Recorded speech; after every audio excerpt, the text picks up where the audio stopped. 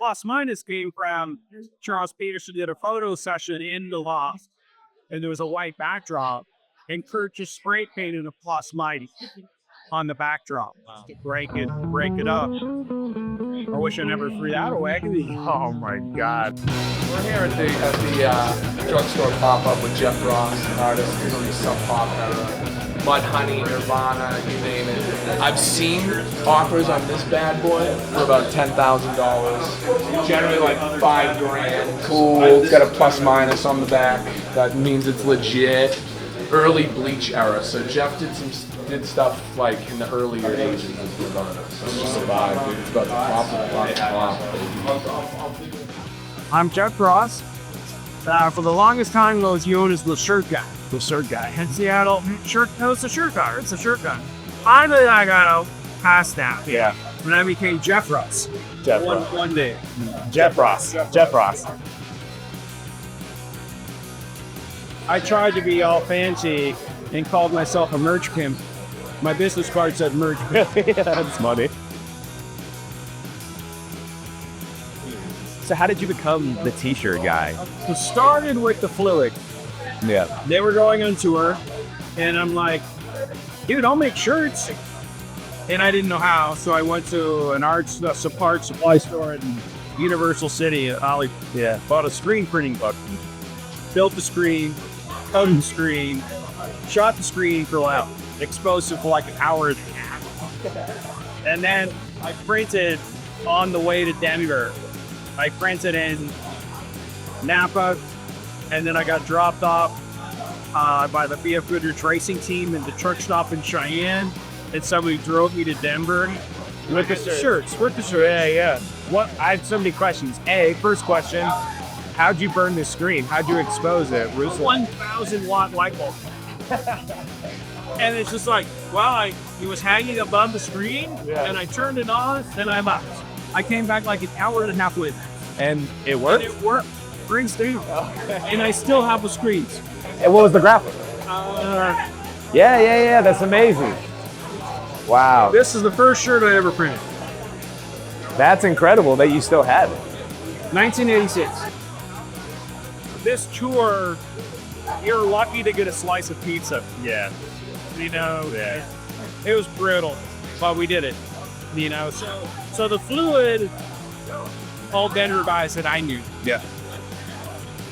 We're on a label in Germany called Glitterhouse.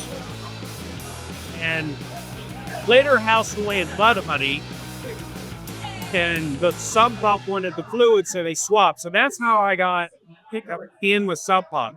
Okay. So I did shirts. Okay. Then I did Mud Honey shirts, and I did Blood Circus shirts. And I was in LA. I went up to Seattle with the Fluid, and holy shit, those shows were insane. But it was like, I'm in LA where everybody's like fixing their hair and fucking eyeliner, and I go to Seattle and it's just this mass of humanity in front of the stage. It was like, oh, I did it up here.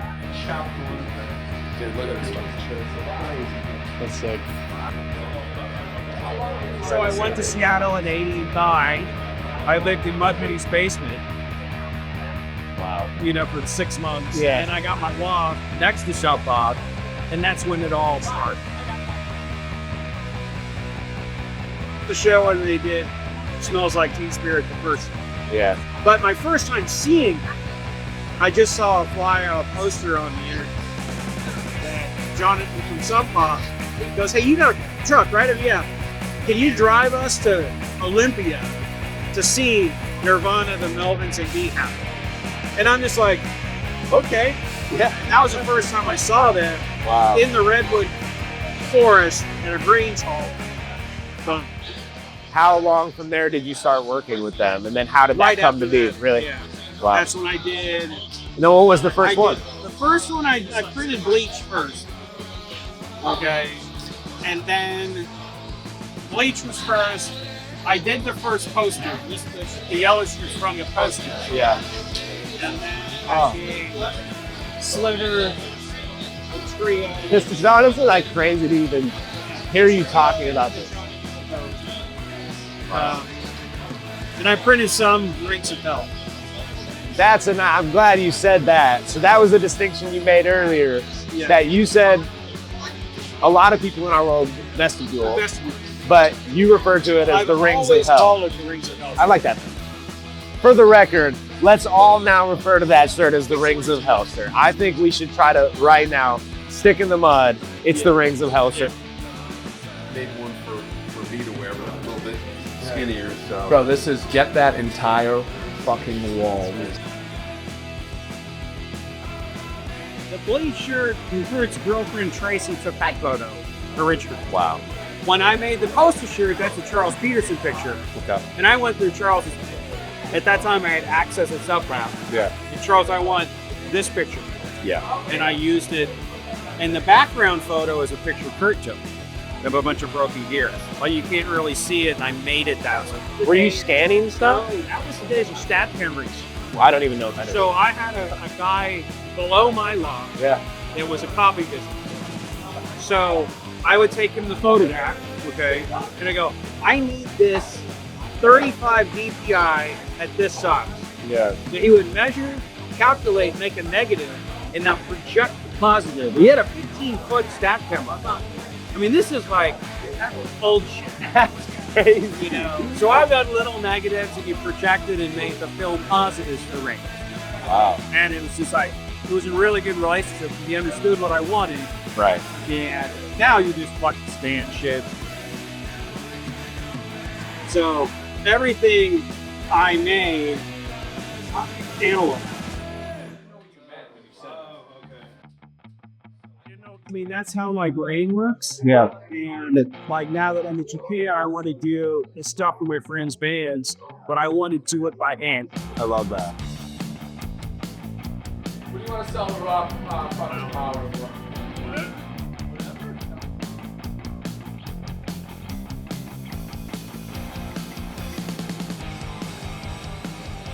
The Johnny Yelko shirt.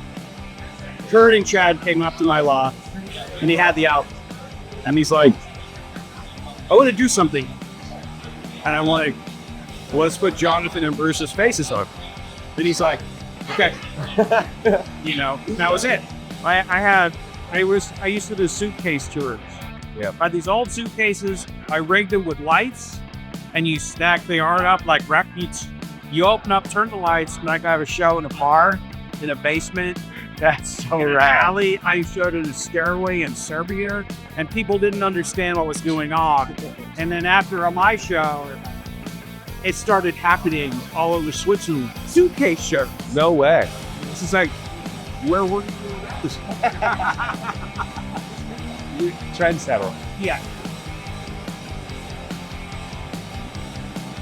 When I do collage screen printing, Yeah. each one is different. It's a fucking mess. I'm pulling screens, papers everywhere, and I'm in my element, you know, when, you know, it's all the same pieces, but I just go crazy. It's like these, the color I did in 1999, the Infinity drawer, and I just did the Black Eve drawings on it. 25 years to make these. That's cool. Because I don't throw anything away. When I do work, I'll come up with an idea. I don't think it's anything until I make 100.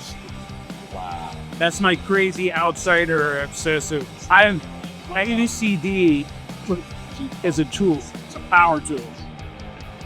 My brain says series, and I need at least 100 to make it a series. I mean, like, I started drawing on the mats. Yeah. Just random. I've done over 400 of them. I'm still buying mats, and I still just sit down and draw.